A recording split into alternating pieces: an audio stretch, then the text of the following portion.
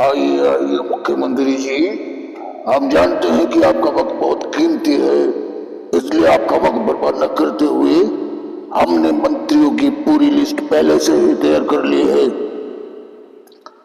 अच्छा, तो लिस्ट आपने पहले से ही तैयार कर रखी है? हाँ, वो क्या है कि जरा जरूरी था।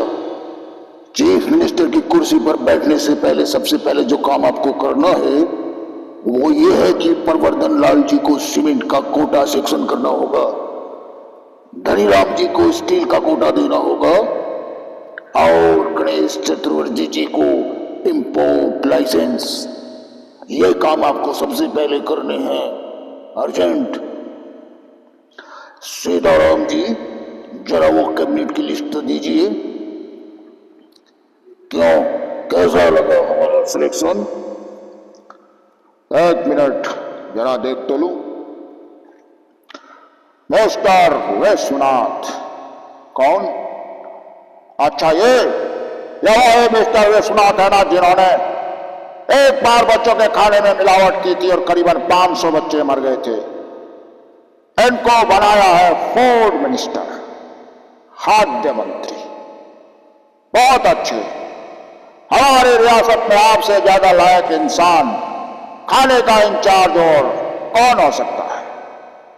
Very good, excellent. Mister Saraswati Prasad. हाँ, जिनको भाषा की एबीसी नहीं आती, अंगूठा लगाकर काम चलाते रहे, ऐसे होशियार इंसान को एजुकेशन मिनिस्टर, शिक्षा मंत्री। यह कौन साहब है? मिस्टर कमलेश्वर राव। हाँ, आप जिन्होंने सारी जिंदगी नकली नोट छापने का धंधा किया, असली नोटों को तो कभी देखा ही नहीं। आप जैसे फरिश्ते को फाइनेंस मिनिस्ट्री का पोर्टफोलियो दिया गया। सुभान अल्लाह, सुभान अल्लाह। और मिस्टर जयराज, जिनके पास अनिल राज जैसा गुंडा था और जो खुद ना जाने कितने कत्लेआम, कितने खून करवा चुके हैं, ऐसे जवाने के हमदर्द को लॉ मिनिस्टर बनाया गया, यानी कानून मंत्री की कुर्सी से नवाजा गया। वाह जनाब वीरपति साहब, सारी जिंदगी जो ब्लैक मार्केटिंग करते रहे, गैर कानूनी शराब बनाते रहे, गुंडागर्दी जिनका पेशा रहा, ऐसे भगवान के अवतार को एक्साइज मिनिस्टर बनाया गया। और सीताराम जी, गृह मंत्री। तुम अपने हाथों से जिसने अपने दामाद का घर बर्बाद करके रख दिया, अपने बेटी का संसार उजाड़ दिया, वो होम मिनिस्टर। और क्यों नहीं, घर उजाड़ने की जिसे पूरी मालूमात हो, उससे अच्छा गृह मंत्री कौन हो सकता है? अमरनाथ, जो पुलिस की बाइज्जत नौकरी छोड़कर फर्ज और इंसाफ को भुलाकर सियासत के मैदान में कूद पड़ा, वो चीफ मिनिस्टर, मुख्यमंत्री। खुद के घर को तो सुखी नहीं रख सका, राष्ट्र को सुखी बनाने निकला है। वाह शंकर नारायण जी, बहुत अच्छे। आपके दिमाग की तो वाकई दाद देनी चाहिए। ऐसे महापुरुषों की सरपरस्ती में ये देश बहुत जल्दी उन्नति करेगा। अमरनाथ, देखो क्या है कि इन लोगों ने हम गरीबों की पार्टी के लिए लाखों रुपए का चंदा दिया है। अब इलेक्शन जीतने के बाद अगर हम इनको मौका नहीं देंगे तो हमारी नाक कट जाएगी, हम इनकी नजरों में गिर जाएंगे। हाँ, बिल्कुल ठीक कह रहे हैं शंकर नारायण जी, हमें बिल्कुल नहीं गिरना चाहिए। देश भले ही गिर जाए, राष्ट्र की गर्दन कट जाए, लेकिन हमारी नाक नहीं कटनी चाहिए। मैं तो ऐसा समझता हूं कि कुर्सी पर बैठने के बाद ये लोग जितनी जल्दी अपना लगाया हुआ माल सूद समेत वसूल कर लेंगे, उतने ही जल्दी इस देश से गरीबी हट जाएगी, फकीरी बढ़ जाएगी। रोटी तो क्या, एक तरफ गरीबों को तन ढकने के लिए कपड़ा नहीं मिलने वाला। अमरनाथ बाबू, तुम हम लोग का तारीफ करता है या गाली देता है? कान खोलकर सुन लो। अगर गाली देता है तो अपन तुम्हारा चार काट डालेगा। मुख्यमंत्री है तो क्या हुआ? मिस्टर भूपति, मैं आप सब लोगों को ये सब करने का मौका नहीं दूंगा, बल्कि मैं आपको और आपके तमाम साथियों को देश के साथ की गई बेशुमार वफादारियों का इनाम दूंगा। और वो इनाम है ये क्या है? यह वही है जो तुम्हें दिखाई दे रहा है शंकर नारायण। मगर ये सब यहाँ क्यों लाए हो?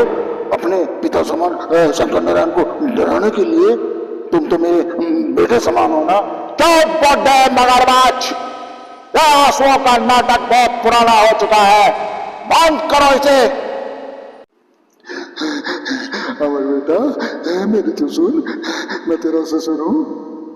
ससुर? आपने ही तो मुझे सिखाया था कि सियासत की दुनिया में कोई किसी का रिश्तेदार नहीं होता। यहां तक कि इंसान खुद अपना नहीं बल्कि सिर्फ कुर्सी का होता है। यही सिखाया था ना आपने। खबरदार, अगर तुम में से किसी ने अपनी जगह से हिलने की कोशिश की तो तुम्हारे टुकड़ों को सूखे पत्ते की तरह हवा में उड़ा दूंगा। बैठ जाओ। हाँ तो ससुर जी, तुम और शंकर नारायण को तो मैं उसी दिन खत्म कर देना चाहता था जिस दिन तुम दोनों ने मुझे अपने साथ मिलने की धमकी दी थी। 4 घंटे की मोहलत दी थी, याद है? वो 4 घंटे मेरी जिंदगी में 4 सदियों की तरह गुजरे। हाँ शंकर नारायण, मैं तो उसी दिन तुम दोनों को खत्म कर देना चाहता था, लेकिन फिर मैंने सोचा कि सिर्फ तुम दोनों को मार के इस धरती से जुर्म और पाप खत्म नहीं होगा, और खत्म करना ये है तो पाप के इस पूरे पेड़ को जड़ समेत इस जमीन से उखाड़ कर फेंकना होगा। वो जुर्म का पेड़ यहां टहनियों और पत्तों समेत मेरे सामने मौजूद है, और इस पेड़ की होली में आज जला के रहूंगा। नहीं नहीं अमर नहीं, अमर नहीं। अरे भाई, अपने को मंत्री नहीं बनने का। अरे अपने को कुछ नहीं बनने का। अपने को कुछ नहीं चाहिए भाई, मुझे भी कुछ नहीं चाहिए। नहीं नहीं नहीं, किसी को कुछ नहीं चाहिए। तुम जो चाहे कर सकते हो, हम सब तुम्हारे साथ हैं। हम सब तुम्हारे साथ हैं। अच्छा, अपने जिंदगी पर मौत की परछाई पड़ने लगी तो शतरंज की चाल भूलकर मेरी चाल पर चलने के लिए तैयार हो गए। अब पता चला जिंदगी कितनी प्यारी होती है। अनिल राज के जरिए तो तुमने लाखों बेगुनाहों को मौत के घाट उतार दिया, लेकिन उस वक्त कभी तुमने यह सोचा कि सियासत की बेदी पर जिन गरीब बेगुनाहों की बलि तुम चढ़ा रहे हो उन्हें भी उनके जान प्यारी है? उस वक्त तुम्हें किसी पर रहम आया? किसी से हमदर्दी जताई? अमर, ये तो सोचो, हमें मारकर तुम खुद भी नहीं जी सकोगे। हमें मारकर तुम खुद ही फांसी के तख्ते पर चढ़ जाओगे। शंकर नारायण, मैंने तो कफन की तैयारी उसी दिन कर ली थी जिस दिन मैंने पुलिस के वर्दी उतार कर राजनीति का चोला पहन लिया था।